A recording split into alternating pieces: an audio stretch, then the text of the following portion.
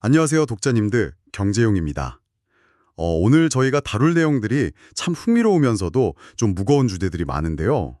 일단 오늘 저희가 살펴볼 자료의 출처는 서울경제신문 기사들입니다. 네, 맞습니다. 오늘 날짜가 2026년 5월 22일 금요일이잖아요. 정말 시장에 엄청난 이슈들이 동시다발적으로 터지고 있죠. 그렇죠.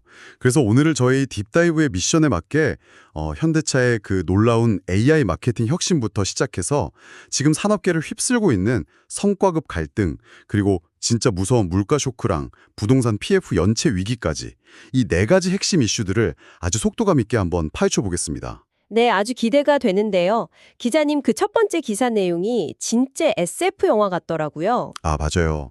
그 최근에 열린 AWS 서밋 서울에서 현대차 그룹이 발표한 AI 전환, 그러니까 그 AX 구상 기사 말씀하시는 거죠? 네, 맞습니다. 이게 그냥 우리가 흔히 아는 업무용 챗봇, 텍스트 기반의 그런 수준이 아니고요. 가상 공간 속에 현실의 소비자랑 똑같이 행동하고 판단하는 버추얼 페르소나, 그러니까 가상인격체를 만들겠다는 겁니다. 그러니까 아직 세상에 나오지도 않은 신차를 가상 공간에서 먼저 테스트하게 만든다는 거잖아요. 그렇죠. 미출시 제품을 이 AI 아바타가 직접 시운전해보고 평가를 내리게 하겠다는 아주 놀라운 구상입니다. 와, 기자님, 저는 이거 딱 듣자마자 그 유명한 게임 심즈가 생각났어요. 아, 심지어 네, 그 심즈 속 캐릭터들한테 진짜로 출시될 신차를 막 타보게 하고 별점 리뷰를 남기게 하는 거랑 똑같잖아요. 진짜 아주 정확한 비유네요. 근데 사실 디자인이 뭐 예쁘다, 별로다 이런 평가는 기존 데이터로도 AI가 충분히 흉내낼 수 있을 것 같거든요. 근데 사람 마음이라는 게 되게 변덕스럽잖아요. 그렇죠. 아무래도. 거기다가 자동차 주행이라는 건 막 노면의 진동이라든지 에어컨 바람이 얼마나 쾌적한지 같은 되게 물리적인 감각의 영역인데 AI가 이런 실제 소비자의 반응을 완벽히 대체할 수가 있을까요? 바로 그 지점이 기존의 일반적인 AI랑 이번 현대차 프로젝트를 가르는 가장 핵심적인 메커니즘입니다. 아, 뭔가 다른 기술이 들어가나요? 네, 그래서 현대차 그룹이 그냥 단순한 언어 모델이 아니라 월드 모델이라는 아주 고도화된 기술을 전면에 내세우고 있는 거거든요. 월드 모델이요? 그건 또 어떤 건가요? 이게 단순히 방대한 텍스트를 짜깁기 해서 대답하는 게 아니고요. 중력이나 마찰력, 유체역학 같은 실제 세계의 물리적 법칙 자체를 AI가 이해하고 시뮬레이션 할 수 있는 시스템입니다. 와, 물리 법칙을 이해한다고요? 네, 그러니까 코너를 돌 때 차량의 무게 중심이 어떻게 쏠리는지, 그 물리적 환경 속에서 가상 소비자가 어떤 불편함을 느낄지를 역학에 기반해서 연산해내는 거죠. 아, 이제 이해가 확 되네요. 그러니까 단순히 AI한테 이 스펙 어떨 것 같아? 라고 묻는 게 아니라 진짜 디지털로 구현된 비바람 부는 고속도로에 AI를 직접 굴려보는 거군요. 맞습니다. 실시간으로 반응 데이터를 뽑아내는 거죠. 야, 이러면 진짜 쇳덩이로 프로토타입 만들고 막 소비자 패널들 일일이 모아서 조사하는 비용이랑 시간은 획기적으로 날려버릴 수 있겠네요. 네, 엄청난 절감이죠. 실제로 현대차 그룹은 이미 사내 업무용 AI 에이전트인 에이미를 활용하고 있는데요. 선우경이 센터장 발언을 보면 이 에이미의 능력을 극한으로 확장해서 미래 상품 경쟁력을 완벽히 기획하겠다는 대담한 시도라고 볼 수 있습니다. 진짜 기업들이 AI까지 동원해서 극한의 효율을 추구하고 있는 건데 그렇게 비용을 깎아내면 당연히 엄청난 영업이익으로 돌아오겠죠. 그렇죠. 천문학적인 이익이 창출되죠. 근데 기자님, 이 돈이 금고에 쌓이는 바로 그 순간부터 지금 거대한 모순이 시작되고 있잖아요. 그 창출된 이익을 도대체 어떻게 나눌 것인가, 이것 때문에 산업계 내부에 큰 파열음이 일고 있죠. 맞습니다. 방금 말씀하신 극한의 혁신으로 만들어낸 수익 배분 문제가 지금 한국 경제에 아주 뜨거운 뇌관입니다. 최근에 삼성전자가 파업 직전에 극적으로 합의를 했잖아요. 네, 그 특별 성과급 합의했었죠. 네, 근데 이 불씨가 지금 자동차, 조선, 중공업 등 타산업 전방 위로 급격히 옮겨붙고 있습니다. 네. 대표적으로 기아노조 사례가 있죠. 기아노조가 지금 엄청난 규모를 요구하고 있다고 들었는데요. 네, 작년 영업이익의 무려 30%를 성과급으로 요구하고 나섰습니다. 아, 작년 영업이익의 30%요? 기아 작년 영업이익이 대략 9조 원대였으니까 계산해보면 거의 2조 7,200억 원이 넘는 돈 아닌가요? 네, 맞습니다. 정말 어마어마한 액수죠. 이게 기아가 올해 1분기 석 달 동안 피땀 흘려 번 전체 영업이익보다 큰 돈이잖아요. 사실 노조 입장에서는 역대급 실적을 냈으니까 그만큼 보상받고 싶어하는 마음도 충분히 이해가 가거든요. 네, 억눌린 불만도 있었을 거고요. 근데 또 반대로 경영진 입장에서는 지금 막 미래가 너무 불안하니까 불확실성을 대비해서 투자 여력을 확보해야 한다는 우려도 납득이 가네요. 다른 기업들도 지금 상황이 비슷하죠. 맞습니다. HD현대중공업 노조 역시 지금 영업이익의 최소 30% 배분을 요구하고 있고요. 네. 두산 에너빌리티 상황은 좀 다른 구조적 갈등을 보여주는데 여기는 성과급 상한선이 기본급의 530%로 묶여 있거든요. 아, 회사가 아무리 잭팟을 터트려도 상한선이 있다는 거군요. 네, 그래서 노조는 이 530% 상한선을 폐지하자고 요구 중인데 사측은 그러면 실적이 바닥일 때 최소한을 보장해주던 하한선도 같이 없애야 한다 이렇게 맞서고 있습니다. 진짜 양측 주장이 너무 팽팽하네요. 철저히 둘 다 납득이 가는 셈법이에요. 근데 기자님, 저는 이게 단순히 개별 대기업들만의 문제로 끝날 것 같지가 않거든요. 하청업체 같은 산업생태계 전반에는 어떤 나비 효과를 가져올 수 있나요? 그게 거시경제학자들이 가장 경계하는 부분입니다. 숙명여대 서영고 교수의 지적을 보면요. 현재 이런 폭발적인 호황은 AI 반도체 슈퍼사이클 같은 아주 예외적인 특수 상황이거든요. 네, 사실 매년 있는 일은 아니죠. 그렇죠.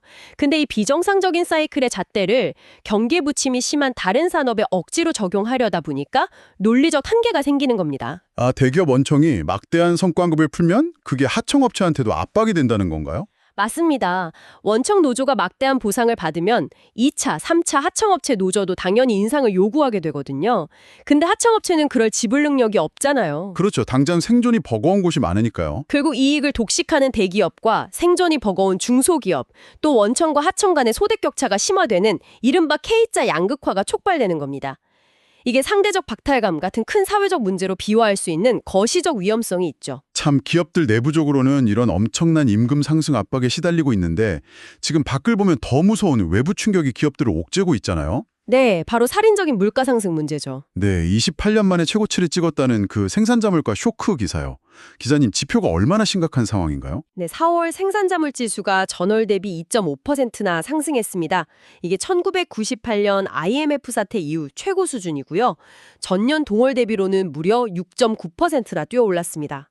사실 생산자 물가는 공장이나 도매상에서 물건 넘길 때 가격이니까 결국 우리 독자님들이 마트에서 체감하실 소비자 물가의 예고편 같은 거잖아요. 네, 아주 정확한 표현입니다. 기자님, 예고편이 28년 만에 최고치로 이렇게 무서운데 도대체 하반기에 개봉할 본편은 얼마나 매서울까요? 도대체 원인이 뭔가요? 가장 직접적인 원인은 중동전쟁 장기화에 따른 고유가 쇼크입니다. 석탄 및 석유 제품 물가가 무려 31.9%나 폭등했거든요. 와, 31.9%요? 기름값이 진짜 미쳤네요. 거기에다가 더 놀라운 건 금융 쪽인데요. 최근 주식시장 호조로 위탁매매 수수료가 늘면서 금융 및 보험 서비스 물가도 26.2%나 급등했습니다. 아니, 실물 원자재 가격도 폭등하는데 금융비용마저 오르는 거군요. 근데 이렇게 원가 압박이 심하면 이게 언제쯤 우리 소비자들한테 체감되기 시작하나요? 한국은행 분석을 보면요. 이런 원자재 공급 차질에 따른 생산 단가 충격은 보통 1개월에서 3개월 정도 시차를 두고 전방위적으로 소비자 물가에 전이됩니다. 와, 당장 올여름부터 진짜 경제 전반의 물가 상방 압력이 장난 아니겠네요. 근데 기자님, 치솟는 물가랑 고금리가 겹치면서 지금 가장 치명적인 직격탄을 맞고 있는 곳이 부동산 개발 현장이잖아요. 네, 마지막 기사인 부동산 PF 연체 위기 내용이죠. 제가 기사 보고 제 눈을 의심했는데 연체율이 90%라는 게 사실인가요? 이름만 들어도 아는 대형 금융그룹 계열사들인데 이게 믿기지가 않더라고요. 네, 충격적이지만 사실입니다. 은행 지주 계열 부동산 신탁사들의 대출 연체율, 정확히는 고정 이하여 신비율이 급등했는데요. 신한 자산 신탁이 90.38%를 기록했습니다. 세상에 90%가 넘었다고요? 네, 그뿐만 아니라 하나 자산 신탁이 약 80%, 우리 자산 신탁이 75%, KB 부동산 신탁도 68%를 넘겼습니다. 아니, 신탁사들이 어쩌다 이런 폭탄을 떠안게 된 건가요? 핵심 원인은 바로 책임 준공형 신탁이라는 특수한 구조 때문입니다.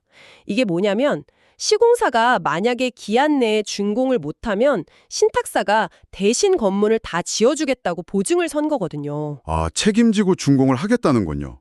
제가 비유하자면 약간 식당 가서 밥 먹는데 친구가 돈 낼 거라고 믿고 제가 책임진다고 보증을 딱 썼어요.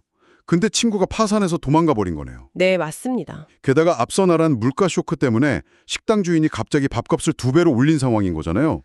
그러면 저는 도망간 치구 대신에 그 2배 뛴 밥값을 독박 쓰고 다 물어내야 하는 완벽한 독배를 마신 셈이군요. 와, 진짜 피부에 확 와닿는 완벽한 비유입니다. 고금리에 공사비는 상승하고 중소시공사들은 낮아빠지는데 엎친 데 덮친 격으로 준공 후 미분양 주택이 전국에 3만 가구를 돌파했습니다. 악재가 다 겹친 거죠. 야, 진짜 책임 준공이라는 안전장치 같았던 약속이 고비용 시대랑 미분양 사태를 만나니까 완전히 족쇄가 돼버렸네요. 네, 물론 신탁사 자산교노가 금융그룹 전체에서 차지하는 비중은 작아서 당장 그룹이 흔들리는 건 아닙니다. 하지만 연체율 90%라는 숫자 자체가 현재 PF 생태계가 얼마나 심각하게 마비되어 있는지를 보여주는 아주 강력하고 위험한 시그널이라는 점을 명심해야 합니다. 네, 오늘 쭉 짚어본 내용들을 보니까 참 아이러니합니다. 한쪽에서는 가상 공간에서 AI로 완벽하게 미래를 예측하고 통제를 하는데 현실에서는 노사 갈등, 물가 쇼크, PF 부실 같은 산적한 경제 위기들이 통제 불능으로 번지고 있잖아요. 네, 과연 가상 공간에서 미래를 예측하는 기술의 속도가 이런 현실의 경제 위기들이 번지는 속도를 앞지를 수 있을지 우리 독자님들도 함께 깊이 고민해 볼 시점인 것 같습니다. 지금까지 AI 마케팅 혁신, 성과급 갈등, 물가 쇼크, 그리고 부동산 PF 위기 주제에 대해 다뤘습니다. 다음에도 빠른 소식으로 찾아뵙겠습니다. 지금까지 서울경제신문 경제용 이병이었습니다. 감사합니다.